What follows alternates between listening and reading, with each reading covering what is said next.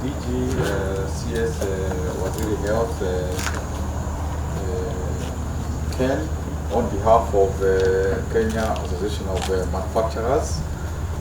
We really want to appreciate all media who have come to witness this act of generosity. And therefore, like my colleagues have said, we want to thank you for extending to us through a camp 120 tanks, which are big, which will serve markets, so that in terms of the public space, we provide some water, some washing soap, so that our people, as they do their business in those markets, as they visit, as they go to the shops and so on, are well provided for. Because this potentially can go to 120 markets, particularly the big ones. This is a major contribution. And so we want to extend our gratitude to the organization as well as the specific manufacturer who has made this donation. Let me, in a general way, appreciate Kenyan companies, Kenyan individuals who are coming forward and are assisting to fight this war, which we didn't anticipate. Kenyans are very good when we have an emergency, when we have a problem like this one, this pandemic. Kenyans are very generous, they are very giving, they are very empathetic. And that is one big positive quality of our people. And that is why we must appreciate the private sector, even when they are in a difficult time, a difficult situation, to appreciate them because they are still giving to our community, to our communities rather, to our society. So please send back greetings as well as to the organization to come, as well as our appreciation of this gesture. As my colleagues have said, I think it's very, very important to stress that this pandemic, in terms of Africa, one could say it's just about beginning. So that if people think that we are in a safe place and want to believe that this is an epidemic for Europe, for other places, I think that is a very, very wrong attitude. We should actually brace ourselves for what comes ahead, what's going to come ahead, and prepare. And all the things that we are being told by the authorities, to really accept them and abide. Because it's not like there is dictation by the authorities. It is the authorities, after being advised by science, saying that these are the things that must be done so that we can secure ourselves. And as the governor of Makueni, the deputy governor, the government of Makueni, we really plead with the entire country to continue taking this matter very, very seriously. In some of our parts at the grassroots level, it hasn't dawned on many people that this can be a serious problem, and indeed, as time goes on, people will start to realize, and we would rather people prevent themselves from experiencing a calamity, rather than at the very end begin to say we wish we listened to what we are being told. And I want to say, particularly for government officers, both county and national government within Makueni County, we must give a good example. We must ourselves be at the forefront of doing the very things, whether it's hand washing, whether it is social distance, whether it is all those things, gatherings, avoiding gatherings, and bringing places and all over. we must demonstrate a good example so that when we tell our fellow citizens to be careful, they can also learn from us, and they can exercise care.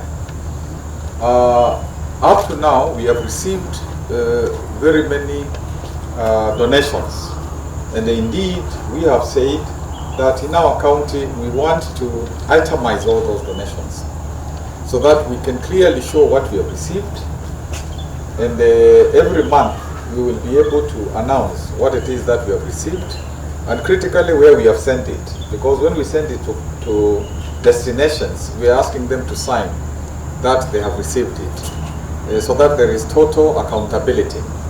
And in the same way, we have also said that every month we shall be giving an explanation of how we have spent any COVID-related funds, so that there is absolute transparency. Not that we are not transparent, we are not for being transparent, but we want to just emphasize the way we are transparent usually, we also want to be equally transparent in terms of county funds. So, Bwana CS, every month we shall post what donations we have received, where we have taken from whom, if there is the value like this, about 600,000 shillings.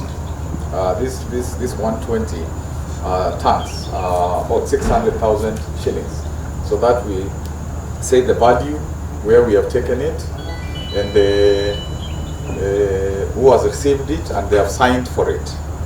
And I think this way of doing business will also help us to make sure that people don't send donations to the same place, so that we can demonstrate that when a particular market receives, next time we have a donation or the county government buys stuff, then we send to the other place, and we are able to send to all we are able to reach all our wards, sub-wards, up to the village. I also want to say that we have opened an account where people can donate money. It is Makueni County COVID-19 Solidarity Fund, Makueni County COVID-19 Solidarity Fund account, which is at KCB Bank, Water Branch, number 127 304 0236. Account number 127 304 0236. And of course, we have also, is in our website, it is in all social media accounts, so that anybody can donate money, and even when they donate money, they can be able to say what they want us to do with it, or they can tell us, do whatever you think is right in terms of the COVID-19 response. And we really ask people, not only from Makueni, like in this instance, but from the entire country and abroad, to help us to take care of our people. As far as we are concerned in this COVID fight, the first thing is sensitization, and I really thank the Ministry of Health and Devolution. They have been at the forefront of sensitizing our citizens, telling them the things, the do's and the don'ts, to secure themselves from infection. Sensitization is absolutely important, and that is why we are really appealing to our people. When you hear the messages, please, please, please follow them, because they are for your own good. So sensitization, civic education, public education around the COVID agenda, that's very vital. Then the second thing is the health factor. The health people, in terms of testing, in terms of tracing, in terms of, and we have done a lot of that. It might be said that we don't have a case, but it is because of the care, the level of care that Makueni demonstrates. Because we get, we are told that there is this issue, We are there promptly. We take samples. They are taken to the relevant places, and we get reports. So we are very, very vigilant. So the second thing is that health component, which includes also isolation, quarantine. There are sometimes people we keep aside a bit, some at home, especially those who are coming from abroad. Now when there is community spread, also in some of our isolation facilities, and to continue protecting the broad population. Of course, when people now become unwell, we have capacity to treat them, both at Wote and Makueni.